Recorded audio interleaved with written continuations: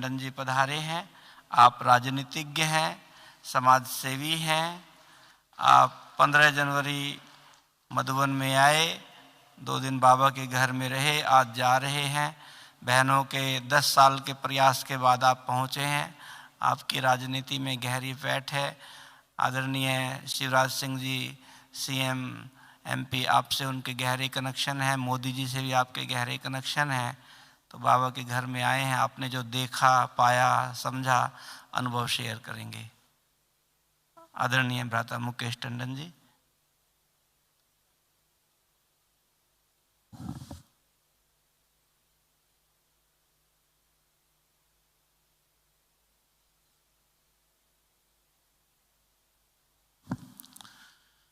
ओम शांति।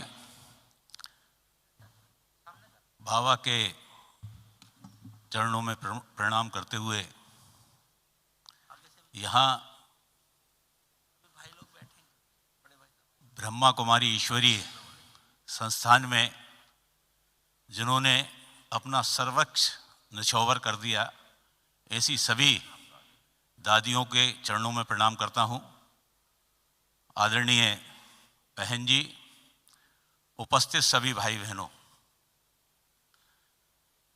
हम तो राजनीतिक क्षेत्र के कार्यकर्ता हैं और राजनीतिक क्षेत्र के कार्यकर्ता होने के नाते हमको अनेक आध्यात्मिक और धार्मिक आयोजनों में जाने का अवसर मिलता है।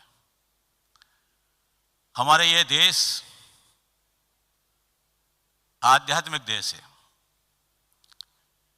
यहाँ विभिन्न धर्मों के माध्यम से आध्यात्मिक ज्ञान प्राप्त होने के अवसर हमेशा बने रहते हैं। यहाँ आकर मैं पिछले 12 सालों से हमारे बहन के मकान में आश्रम चलता था। सहयोगी के रूप में हमेशा कहीं ना कहीं जब भी भाई बहन बुलाते थे तो उनके साथ सहभागिता करने का अवसर मुझे मिलता था। 12 वर्षों से भैया बहन का हमेशा आग्रह रहा कि माउंट आबू आपको एक बार चलना है। अभी सरदार सरोवर में एक व्यक्तिगत आयोजन था जिसमें हम अपने मित्रों के साथ वहाँ पहुँचे थे और वहाँ से फिर यहाँ आने का अवसर मिला। वास्तव में माउंट आबू तो देवलोक है। वो बाबा ने 50 वर्ष पूर्व, नहीं 1950 में माउंट आबू आने का जो निर्णय लिया होगा, तो मैं ये मानता हूँ कि निश्चित रूप से वो भगवान का ही निर्णय होगा, क्योंकि ऐसे स्थान पर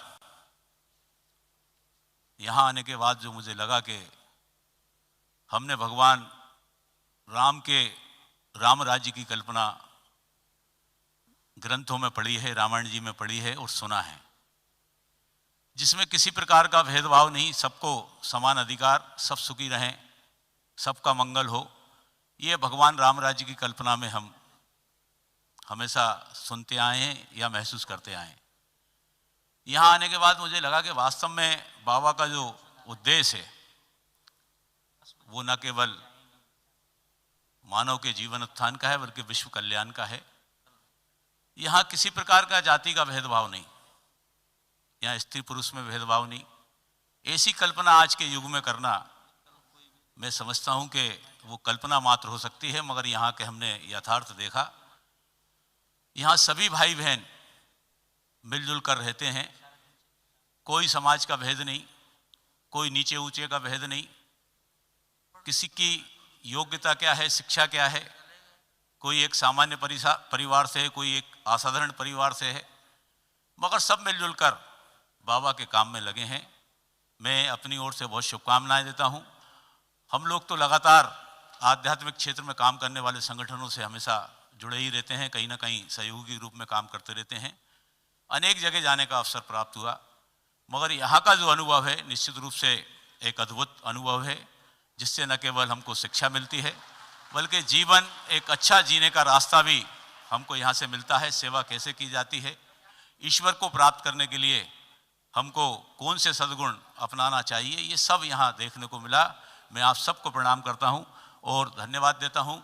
ईश्वर से निश्चित रूप से प्रार्थना करता हूँ कि आप सब लोग जिस मिशन में लगे हैं मानव उत्थान के लिए, हमारे देश को मजबूत करने के लिए ईश्वर आपकी सभी मनोकामना पूर्ण करे, आप सफल हों। ऐसे ही मानव सेवा आप लोग करते रहें और आप लोगों की मानव सेवा से निश्चित रूप से एक दिन जो हमारे आपकी जो बाबा की कल्पना है वो साकार होगी, मुझे पूरा विश्वास है। बहुत बहुत धन्यवाद। भारत माता की जय।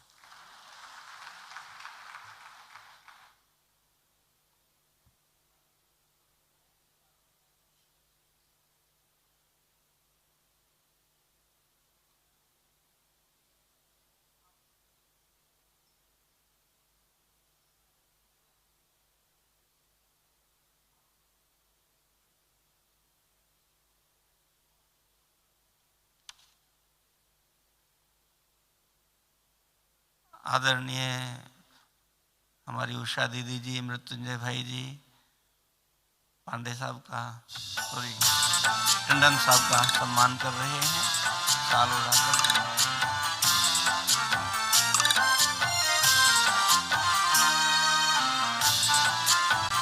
टंडन साहब के मित्र भी साथ में हैं, उनका भी सम्मान करेंगे।